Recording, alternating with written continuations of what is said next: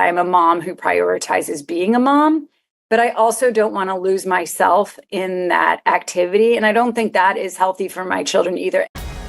Welcome to the Be It Till You See It podcast, where we talk about taking messy action, knowing that perfect is boring. I'm Lesley Logan, Pilates instructor and fitness business coach. I've trained thousands of people around the world, and the number one thing I see stopping people from achieving anything is self-doubt. My friends, action brings clarity, and it's the antidote to fear. Each week, my guests will bring bold, executable, intrinsic, and targeted steps that you can use to put yourself first and be it till you see it. It's a practice, not a perfect. Let's get started.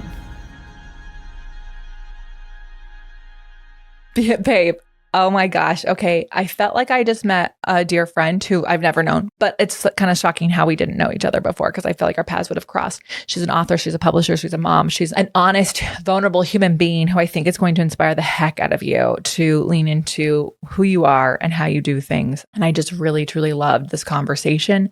We are going to talk a lot about how Kristen McGuiness got into books, what her world is in books, how she does it and writes, especially with kiddos. So you're going to hear some great ideas that I hope you use. I love her quotes at the end. I will just say that we do get into talking a little bit about mass shootings and school shootings because of her fiction book. So just protect your heart if that is something raw for you in this moment. But I hope you listen because I actually can't wait to read her book. And so I'm going to read it before I do the recap because it just sounds really cool.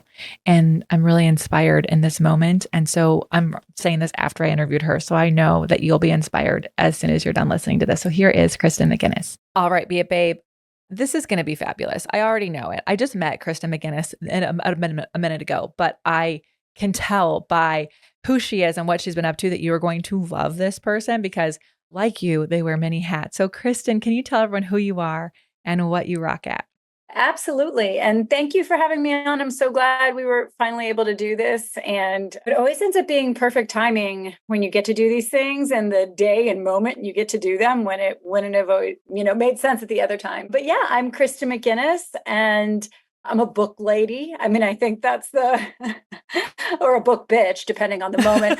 But I've been doing books my whole life, since I was a kid. I always say they're my first addiction. I ended up gathering more than that, less healthy addictions. But I started with books and just, the places and imagination that we get to escape to when we're reading. And it's no wonder that became my profession. I continued to love books, try to write books. I ended up starting my career in book publishing at St. Martin's Press and Simon & Schuster, and then later HarperCollins. I worked as a book scout in Hollywood for a brief bit, like reading books to develop into movies for Warner Brothers. And then I became a book publisher and a book coach and a best-selling author myself. So it's all books all the time. That's what I do. And a big and amazing part of that has been helping other people write their books. Okay, that is so fun. It's so cool. I imagine you as like a little girl, like reading all the time, and then you get to just read all the time. Like, how fun is that? Okay, I think where I'd want to start is it sounds like you were in books, but then you wrote a book. So what was it like to go from reading other people's work and like not picking it apart, but going, oh, this would be great for this, or this is great for this, and then to writing your own? Was it an easy transition? Were you nervous? Were you excited? Like, what was going on? There's some editors that are happy to be editors and they know that's like what they love to do. I was always an editor who wanted to be a writer. And so that's just a different dynamic. And I still love editing. I mean, I can simultaneously be editing a book and writing a book at the same time and enjoy both processes. And I mean, honestly, sometimes the editing is more fun because, the stakes aren't as high, right? And it's not on me. I mean, it's on me to help it be good, but I'm not the source of the goodness. Whereas when you are the author, it's really hard to be like, I'm a shitty editor. It's really easy to be like, I'm a shitty writer. So I really enjoy getting to do both, but I was definitely always someone who wanted to do both. I mean, I ended up leaving book publishing, and that's how I wrote my first book. I went into the world of nonprofits, and that became like a secondary career to books during a period of my life, just because I moved out to California and there was no I mean, now there's more opportunities in that field, but at that time there was like no book publishing in Southern California. And I wanted the weather. So I chose weather over books. Wow, So you really wanted the weather. I really, Yeah, I it's really like sun. oh my God. Well, and you have some sun going on you. And also, I understand that as someone who's California born and raised, I can visit a city and I'm like, I could do 2 weeks in Yeah. this weather, but I got to go back. Totally. Yeah, no, I very romantically lived in Paris for 1 year. And my friends all joke about like how much Kristen hates Paris. And I'm like, I don't hate Paris. It was just that it was gray every day. And I ended up with seasonal affective disorder. Like it wasn't, I mean, it was like nothing I could control. I was just horrifically depressed and wanted to throw myself into the sun every day. But I'm like, it really wasn't Paris's fault. Like, I Right. just need sunshine. It's just the So, location of Paris is just not yes. ideal. If I could pick it up and move it somewhere else, that'd be fantastic. So I ended up moving out to California and ended up in nonprofits. And that's when I did write my first book. And I think I did have to remove myself from the book publishing industry in order to write a book. And I don't think that's true anymore. I'm doing both very simultaneously right now. But in that period of my life, I did so that I could just really have that fuel tank of creative energy just for me. Yeah. Yeah, I understand that. I think like even just to not have distractions or especially with something new, even though books weren't new to you, but writing your own is a new thing. You kind of have to like kind of immerse yourself so you can really get into it. I know you're a mom and I think having all of these hats and Mhm. then having kids, I know like for our listeners, there's always people going, how do they balance it? And I don't have children. So when I say I don't think balance is real, people nod but don't really listen to me. Because like, but I don't. I think that there's a blend. And I think that, my yoga teacher says balance is the art of not falling. And that Yeah. just means that you're kind of tilting over here and then you're tilting over here and you're trying not to fall either way. And that resonates with me. But can we talk a little about what it's like to be curating this amazing career that you have, being in books, writing books and being a publisher and doing that while, parenting and bringing kids into this world? What was it like? Well, that's why I'm in a hotel room right now. So when people are like, so how do you? I'm like, I literally go to a hotel room 2 nights a month. That's what I do. And I joke, again, I'm a former addict. So it's like a drug bender. I'm like a Hunter Biden, but with books. So I just like pull myself up in a hotel room for like 48 hours. And I just write like a wild banshee with caffeine and Red Bull.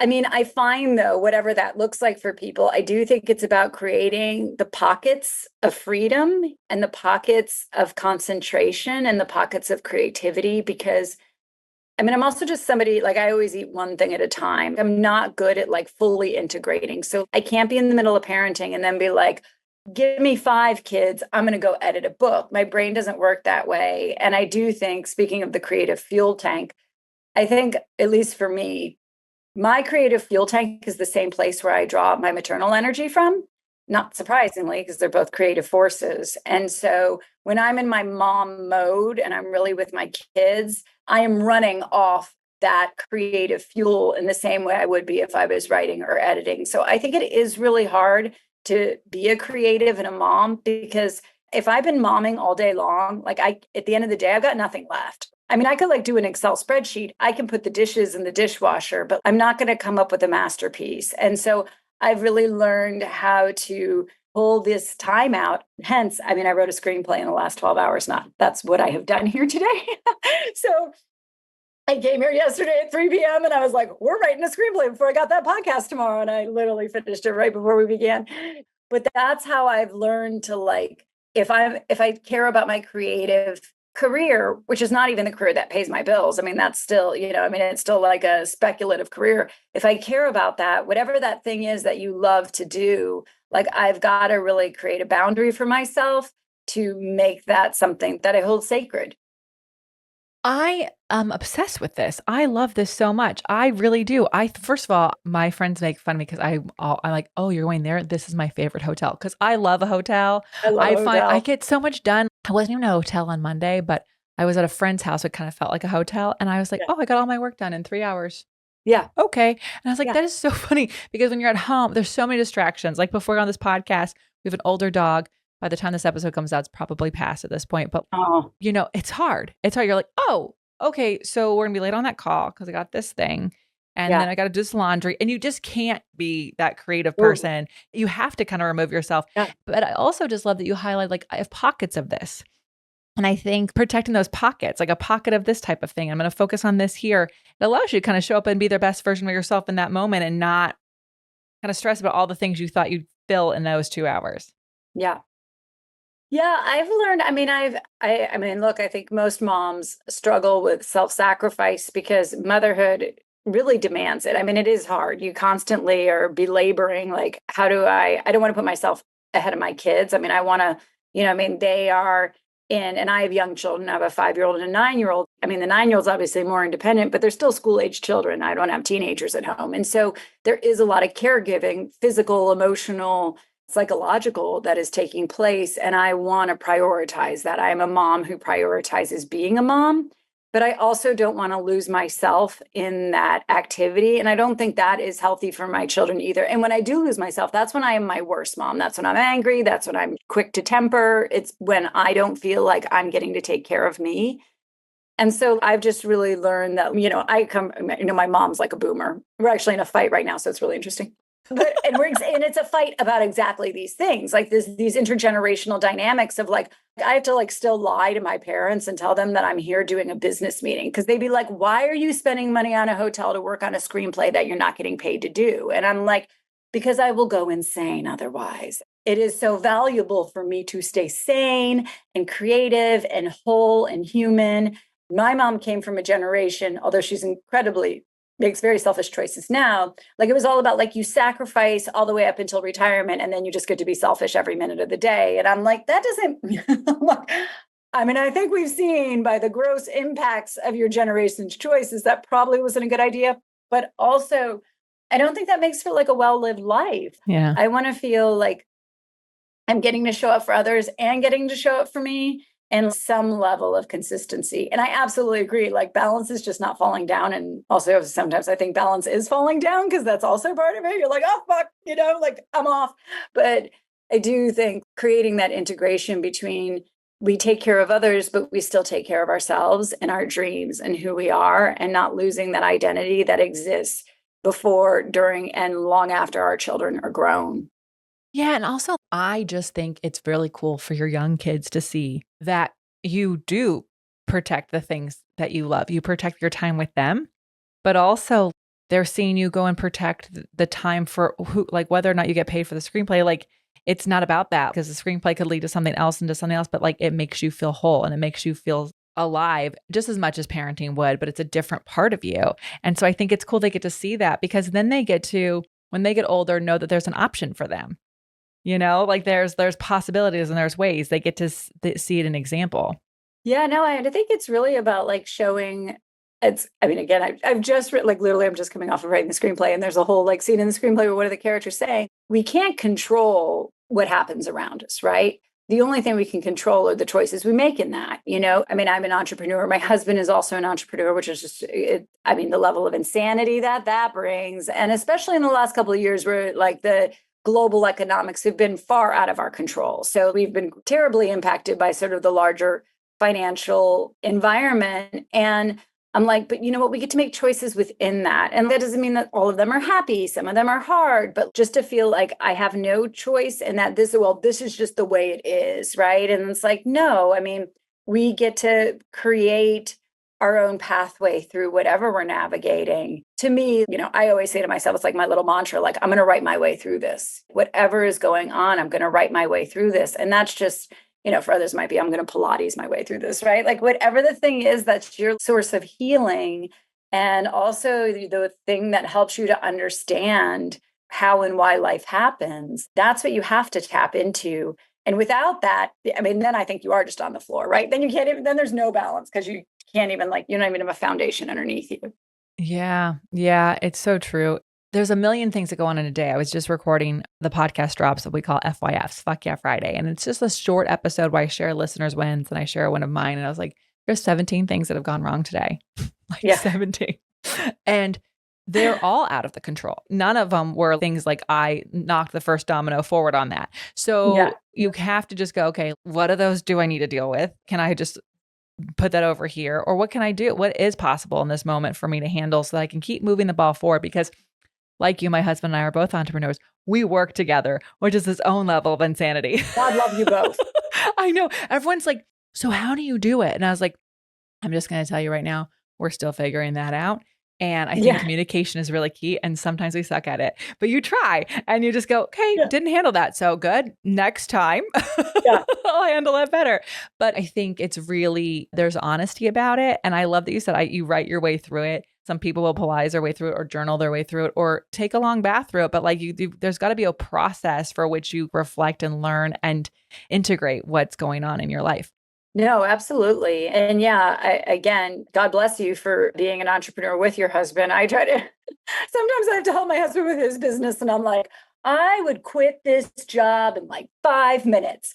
So, but he owns a restaurant, which is like, I think the worst business you could open, honestly. I'm like, oh my God, every time I go to eat now at a restaurant, I have so much grace and gratitude for what happens. Our pediatrician once said, no one knows how expensive a cheap meal is. And I was like, so true. Like you have no idea what people do to sell you food in a restaurant.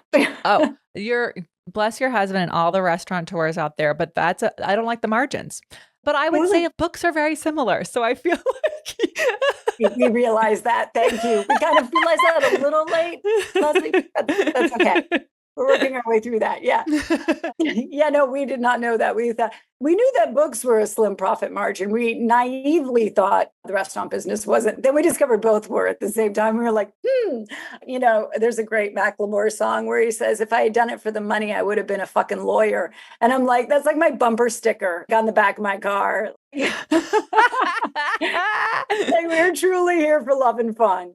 And the belief in apparently pizza and books, but pizza is important. I will never deny that. But we have learned, we are in a very high stress, double entrepreneurial situation and also have an aging dog. And we are also in the end zone of what's to come on that. And it's so brutal. And yes, and it's the same thing. We're like, there are days where we do not do it well, certainly. And then like recently I've just been realizing that there is so much about this that you have to take your hands off the wheel, and I've joked, like, I don't know if you have seen the little GIF at some point. I think everybody has. It's like the end of Thelma and Louise, where like Thelma and Louise grab hands and then the car flies off the Grand Canyon and like a hubcap falls off. And I've been using that GIF as like, I just send it to everybody I work with because I'm like, this is my business strategy. And last night one of my friends was like, you can't tell people that. And I was like, no, but it is, because there is something about living your dreams that is just like a hope, a prayer, and floor the fucking car and like off you go. And you got to know that you're going to land. It might be a terrifying drop, but you're going to land. Obviously, hopefully not in fire and death, but that's not going to happen, right? Like no business ends like that. And so it is just this thing of like, at a certain point, you can work really hard. You can do all the strategies, right? But like ultimately you didn't hit the first domino and you just have to sometimes be like, Mercury is in retrograde and we're just going to wait until August 28th rolls around and everything goes direct or whatever it is. The thing that is like, this is just, we're in the pressure cooker right now, but like relief is always on the way. Oh my God. This retrograde we are feeling in every possible way of tech. I'm like, okay, we'll just redo that. We're like, I have a astrologist that I listen to who's always like, if it's put an R in front of it, and that's the best thing, refine, reorganize, I'm like, we're redoing. We're just gonna, but I agree. You do have to take the action. You do have to put the pedal to the metal, but then you also have to like release and go, it's going to end somewhere. And some of the best things that have ever happened in my business were the ones that felt they kind of happened for me or to me or without the control. And I just it's not the right place at the right time because I did the work to get there, but also couldn't have happened without some just like magical or universal or divine appointment that happened along the way. And then you just have to ride that. You just have to enjoy that. And I also think it is crazy that I work with my husband. I also am so grateful because it's really fun to work with him. And I don't know that a lot of people can put up with my creative energy. There's not a lot of people would be like, we love that idea, Lesley, we're going to put that over here. Like a partner can go, later. That's a later. It's really refreshing and also just really nice to hear, like, you know, you don't have everything figured out. Not everything happens the exact way it's supposed to. You didn't just turn a light switch on and things worked. So thank you for sharing that. I want to get into like your latest book is Live Through This. And can you tell us maybe like what was the drive? Like, why did you have to, like, why was it something you wanted to like get out of you? And what are you hoping that people get from it? Absolutely. Yeah, I mean, I wrote Live Through This. That 9-year-old was at the time only 1 years old. So it was in 2016. And it is not a spoiler alert because it happens in chapter 2. There's actually a mass shooting that sort of is the impetus for the whole story that kind of explodes across the rest of the pages, quite literally. And I was really moved to write it because, I mean, obviously, we are a nation that deals with mass shootings all the time. But as we know, it's almost like a season. Like there are these moments where it just feels like it's every day, you know, where you're just like, oh my God, another one. Oh my God, another one. And 2016 felt that way. There were a lot of them sort of back to back. And they had actually happened in places where I knew or was just felt like really emotionally connected to. Actually, the shooting that happened in Paris, the Bataclan attack in November of 2015, I think that was in the neighborhood where we used to live in Paris. Someone was actually shot on our street corner. And then there was a shooting in San Bernardino at the regional center, which was 40 minutes from where I was working at that time at a nonprofit, also in a government building. So we began to get trained in our offices about what to do in the event of a mass shooting. And then the night of the Paul shooting was really the impetus where I was just like, oh my God, enough. My husband and I were about to go to a live concert a couple weeks after that shooting, and I began to get really scared. And I'm just not somebody who has, like, I have no agoraphobia. I'll go anywhere. I don't have a lot of just those kinds of fears, or I'm really adventurous. I love to be out and about. And it was like a band we love and personally know, and a really fun night. And I actually began to get scared to go. And so it sort of led to this, you know, as a lot of books I think come out, it was like, what would happen if, right? And I was like, what would happen if there was a shooting that night? And out of that began this story. And so it is about a shooting at a nightclub and a concert. And the main character loses her spouse, which again, it happens in chapter 2. So it, you know, it's kind of silly to hide it. And she begins to navigate what happens, not just after you lose someone, but also what happens after you go sort of like accidentally viral and suddenly, and I started writing this long before Parkland, but it is the Parkland journey of what happened with a lot of those kids who've experienced significant trauma, not just from the event, but from the activism afterwards, because obviously they wanted to be part of activism, and in the same with the Sandy Hook families and everything that happened with Alex Jones, is that they're just dragged through the mud, and it's just so horrible what happens to them, and death threats. And, you know, it's like, it was bad enough they went through the shooting, but now they have to go through this. And so she's navigating all of that, but it's 2016. It's on the eve of what ended up being a really shocking election that has dictated the last 8 years of our lives. Oh my God. I know. Oh my God. Please let it end. And so this character isn't just deciding, hey, am I going to be an activist about what just happened to me? But also the story kind of stands on the pinnacle of what became our modern times. You know, how am I going to show up in this world as a person? And it's also about really her finding her voice. And she's coming out of a very complicated and hard marriage, and she grieves him. And she also has relief from what was a hard marriage. And so it's also about that. You know, I had that experience when my own father died. My husband is completely alive and taking care of our kids. But when my father died, I really depicted it more about that relationship, because I had a very complicated relationship with my father. And when he passed away, I had a therapist who said to me, you know, you can have any reaction you want to this, and that includes relief. And it was such a freeing thing, because, you know, it's always like when someone dies, we're supposed to be sad. And it wasn't that I wasn't sad, but also I didn't have the complexity and the trauma of that relationship in my life. And so she's navigating that. She has a young child, so she's also navigating being a single mom and all these different pieces. So it's interesting because it's set, now it's almost like historical fiction, right? It's like, right. Oh, those sweet and gentle times of 2016, the days of yore. But but it is also a lot about marriage and parenthood and sacrificing your dreams to show up and be a stable, you know, I'm going to take care of the family and I'm going to do what I need to do. And she's in a 9-to-5 job, and she sacrificed her dreams to just try to be like a normal person, only to discover that there's no such thing as normal, especially in modern America. And so we called it like a modern suburban Western, because it is about that. And she has to become her own version of a gunslinger in the end.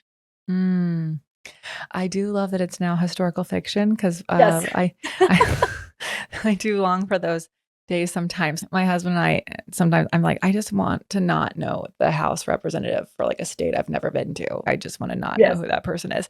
But also like how naive and how unique a time that was as well. Thank you for sharing the story. Now I feel like we need to be at Till You See It book club. You guys, I want to hear all of your Please. thoughts on reading it. I find fiction fascinating because I actually love it. I grew up on like Judy Blume, which is like fiction, but not, you know what I mean? It's like always based on something that happens. And then it's like the story of it. Your daughter, your 9-year-old is one, excuse me. Yeah. So with was there a part of you that was like writing it because also to be a parent of a time when like, I don't know how parents send their kids to school. My mom's a school teacher. She's a first grade school teacher. And the things she's telling me that she's have to prepare for, I'm like, you should not have a gun. I'm just going to tell you right now. You know, I grew up with the earthquake drills. Now it's very different. And so was it partly just, it was even therapeutic or just like ways for you to kind of understand what you're going into as a parent at a time when this is such a scary thing going on? Yeah, no, I mean, that was definitely a driving force. I mean, it's a driving force every day, I think. I mean, especially now that I do have school age children. And I mean, I make sure I kiss them every morning, just God forbid. I will not let them go to school without hugging them and kissing them because I always remember one of the Parkland fathers, actually, one of them who became quite active. I forget his name now, but he always said that the morning that his daughter left for school, they were really busy and he didn't hug her and say goodbye. And he never knew he would never not see her again. And I just can't even fathom that pain, especially under the conditions that those murders take place. And so, yeah, I mean, I definitely wrote it for that. I mean, as one of my blurb authors, Gina Frangella, who's amazing, gave me this great blurb that's saying like, it's a call to action. And the book really is. I mean, there's a moment in the book where the main character, I discovered long after writing it that there's actually a genre called autofiction, which is what I wrote. I just didn't know. I didn't know my own genre's name until like 6 months ago, where it's like, it's totally my life. Like anybody who reads the book, like my husband's name is Terry, and my friends all call it the book where Terry dies. And like it freaks them out because they're like, wait, he's still alive. Like I just saw him yesterday, but like it's like the book where Terry dies. And I did. I mean, I did use our lives because at the time I had considered writing a memoir, but we're not that exciting of a couple. We don't drink, we don't smoke, we don't cheat on each other. I joked it would just be like 100 pages of people arguing about finance and ADHD. It just there's a group of people who would read that, you know. totally. Well, I mean, they still can because the couple still argues about finance and ADHD in the book, but we raise the stakes. There need a little more plot, a little more plot. So I gave it a lot of plot. But I mean, there's a scene in the book where the main character ends up having a meeting with the president of the time prior to Trump. And I didn't like use Obama's name, but it's clearly him because Obama would meet with people after those shootings. And she ends up with a one-on-one meeting because she ends up kind of getting a little fame under her belt. And in that meeting, she flat out asked for an executive order banning assault weapons because it's just, and that's why, I mean, ultimately I say like, that is what, if you ask me what the book is about, yeah, it's about marriage and single motherhood and mass shootings and all, but it's really about the need for an executive order banning assault weapons. At one point, I'd actually worked on building a whole campaign around that and an activism campaign. And then with everything that happened with the Biden administration, it didn't make sense. But I was just talking to one of my colleagues the other day, and I was like, look, if Trump makes it into office, we can just say goodbye. But if like truly, it's like, see you later, everybody. I know, especially after the most recent Supreme Court situation on that. I was what are we doing? I know. Okay. Like, see you on the flip side. Yeah, no, my husband and I are like, a boat sounds good. But if Kamala makes it into the office, there are some real changes that the Democrats have failed to make multiple times over with multiple opportunities, with control of the Senate and control of the House. And I would hope that she will take this enthusiasm and momentum, although obviously it will wane because it is what it is. But I do think that people have returned to the fold in a way that's like, okay, let's just fucking do this. But once she, presumably gets to do it, she has to do something because we just can't have somebody else show up again and not take control of the situation. Yeah, I love that you said that. What I'm thinking of is we live in a world where we do all have to be activists of some kind, but not every one of us is someone who wants to stand on a line and protest. That's not everyone's way of being an activist, but there are unique ways where we can be activating in people. And for some, you're barely keeping your head above water. And so your activism is telling your friends to vote. and you voting and doing the research, like that could be your form of activism these days, because my goodness, if you don't know the US's voting records, or people just don't do it. I've been to Australia. They're like, I don't understand. Like, we make it a holiday and everyone does. It would be so weird to not do It it. makes What? so much sense, wouldn't it? Yeah. And they're like, and you guys just only this many people. I'm like, I don't really, I don't know to tell you. So for some of you, it might be an activating thing to go do that. But I love that you took this desire, this drive, this passion, and you put it in a form for people who want to have a really good read, can be inspired by, and also go, oh, hold on, wait a minute. There are things that we can do, and there are things that can be done. And from our lips to their ears, my fucking goodness, if they do not hit the ground running, if they get what they need, like, I don't know what we're going to do. I would like them to act with just a little bit of urgency would be great. Yeah. just a fucking tiny bit. And all this to say, the administration we have currently has done a lot with what they've had, but there was a 2-year mark where we could have just done a whole lot more. Just saying. But I think like you're showing, I hope that what everyone here is hearing this is like, you can have different ways of being an activist and different ways of inspiring people to think about what is possible and what can be done, and keeping things in the forefront, because you're right, it goes in waves. It's not that we haven't had mass shootings. Unfortunately, they happen every day and our media doesn't talk about it anymore. And then there'll be one, so then they'll talk about a few, and then they'll keep going, and then it becomes something else. And our media they talk about ADHD, they have a whole different acronym of what their attention span is. And so I appreciate your book, and I also appreciate this is a different way we can all figure out how we can take what we love and still use it to inspire others to take different actions. And I think that's really cool. Yeah. And I think, going back sort of full circle on it, I mean, I think everybody has the thing they use to get through life, right? Like I say, I write my way through this. So for me, my political activism, it makes sense for me to write it. That's the space in which I'm comfortable, and everybody has their space in which they're comfortable. It's about, to me, I think the most important thing is as long as you keep paying attention. Because the minute we stop paying attention, and that's the biggest thing too, is whatever way in which you can help other people to pay attention, not just because you post on Instagram, although I don't not recognize how important that is too. The more that we are sharing information with each other, the more that we are talking, the more that we are activating each other into just awareness, hopefully the better our world will be, and the more we will demand the people in power to make certain decisions. And it does kind of go back to that idea. It's like, we can't control what the president does, but we can make choices every day to be part of that conversation in whatever way feels right and good and aligned with who we are. And so, I've always been a political person, but I do believe that we all have our path through just navigating life and the impacts those big systems have on all of us, no matter who we are. Yeah, you're so right. My husband, people wouldn't know, but his second hobby is like political podcasts, the amount of research he does. And he's also the type of person who phone banks. So whenever they're like, are you volunteering? I'm like, only one person in the household can do it. Some of us have to keep the wheels on the bus right here. Over here. He's phone banking. But I watch him all the time, and his way of activating and activism, he's not afraid of a conversation with someone who disagrees. And he's like, oh, have you heard this podcast? And he'll just use a podcast episode that will explain to someone. He's like, just listen to it. There are ways of doing it. He's not on socials. Lucky him.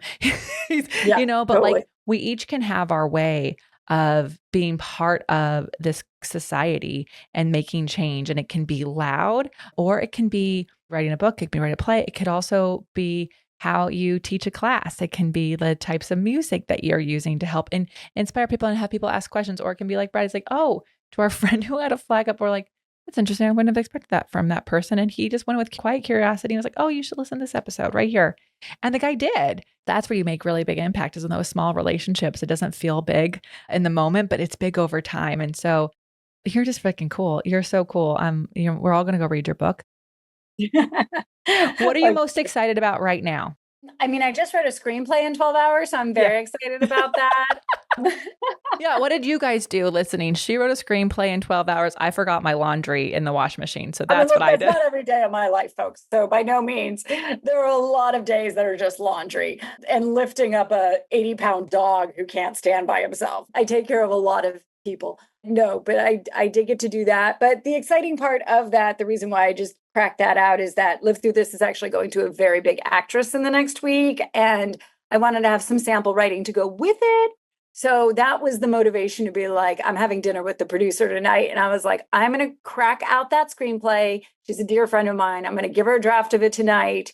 And hopefully next week we can turn it around fast enough so that this book and this screenplay that I just wrote, that is similar in that it's about, I mean, my poor husband has become a very unfortunate muse, but we just went on a 2-week trip to Greece that I said was like an Odyssean adventure. It was like, people were like, how was your vacation? And I'm like, how do I respond to that? I'm far too honest to be like, it was fun. I'm like, it was not like 2 weeks laying around Hilton Head. It was a fucking life-changing adventure in good ways and bad. So I decided, you know what, I'm going to write a screenplay about that experience, except for it includes, talking cats and the goddess Artemis. And it's like, it's super funky and fun. And that's just what I did. And the beauty of it is that I am also a book publisher and I'm a book coach. I have a book coaching company, Rise Writers, and a book publishing house, Rise Books. So much of my time when I am not parenting, I actually am not a writer. That's not what pays the bills, right? So I have this other really big creative job, but it's so much of my time and energy goes into other people's creative projects. So when I just finished that screenplay, I was like, who knows what's going to happen with this crazy thing I just wrote? But the fact is, I got to just do that for me and the catharsis and excitement. I mean, I'll watch anything with a talking animal. So, I mean, I just figured if nobody else ever wants to see this movie, I'd watch it just for a talking cat named Gordon. Oh, don't you love a pet with a pet with a human name? Yeah. I screwed up. We named all of our animals like something important. And the next round is going to be like Bob and Jonathan. And my dog's name is Peter. Oh. It's actually like, it's so funny because there are a lot of dogs with human names for that one, for that reason. And he also looks like a human. So he actually confuses people. When people look at my dog, they're like, oh, Peter. And you see, there's a moment where they go, is that a person or a dog? Yeah. I understand. Oh my God, I adore you. I'm so excited to see where this goes.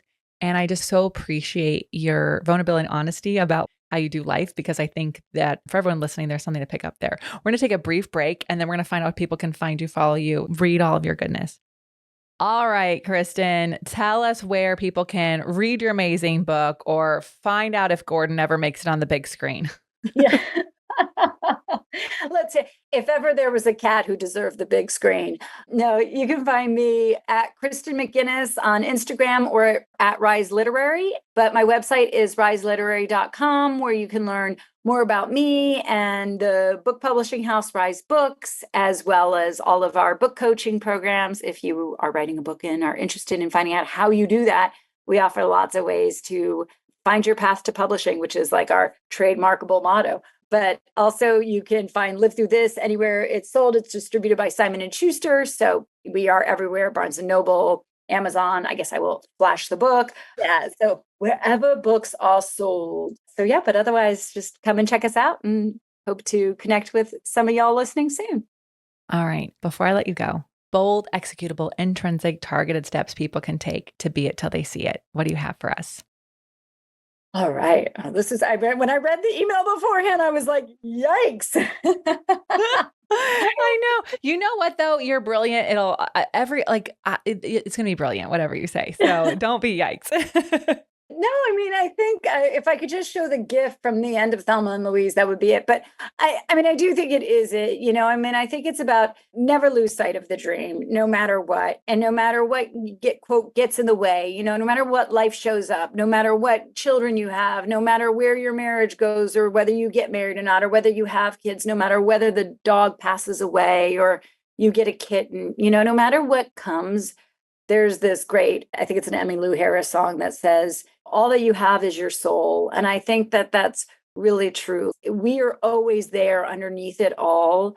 And as long as we connect back into that, and I'll actually end on an Oprah quote. One of my authors put this in a book that we're publishing in May called Rewrite the Mother Code. I will also honor her, Dr. Gertrude Lyons. She's writing it. And she put this Oprah quote in there that said, I've learned, and I'm going to not say the quote perfectly, but I've learned over time that there is always a small, quiet voice inside me that's leading me where I'm supposed to go. And the only times I've ever made mistakes in life is when I've chosen to ignore that voice. And I think that to me is the biggest step, is like, as long as you're listening to the small, quiet voice inside you, you will always end up where you need to go. So you don't need to grip the wheel so tightly. Let go and hit the gas and enjoy the view. Ugh. Kristen, I'm obsessed. You're amazing. Y'all, how are you going to use these tips in your life? Let Kristen know. Let us know at the Be It Pod. Share this with a friend. Sometimes it's like the thing that someone needs to help them listen to that voice inside and, write their way through it or polarize their way through it or whatever it is, because we all have something we can do in this world. Thank you so much. And until next time, everyone, be it till you see it. That's all I got for this episode of the Be It Till You See It podcast. One thing that would help both myself and future listeners is for you to rate the show and leave a review. And follow or subscribe for free wherever you listen to your podcast. Also, make sure to introduce yourself over at the Be It Pod on Instagram. I would love to know more about you. Share this episode with whoever you think needs to hear it. Help us and others be it till you see it. Have an awesome day. Be It Till You See It is a production of the Bloom Podcast Network. If you want to leave us a message or a question that we might read on another episode, you can text us at +1 310 905 5534 or send a DM on Instagram at BeItPod. It's written, filmed, and recorded by your host, Lesley Logan, and me, Brad Crowell. It is transcribed, produced, and edited by the Epic team at Diseño.co. Our theme music is by Ali at Apex Production Music, and our branding by designer and artist Gianfranco Cioffi. Special thanks to Melissa Solomon for creating our visuals. Also to Angelina Herrico for adding all of our content to our website. And finally, to Meredith Root for keeping us all on point and on time.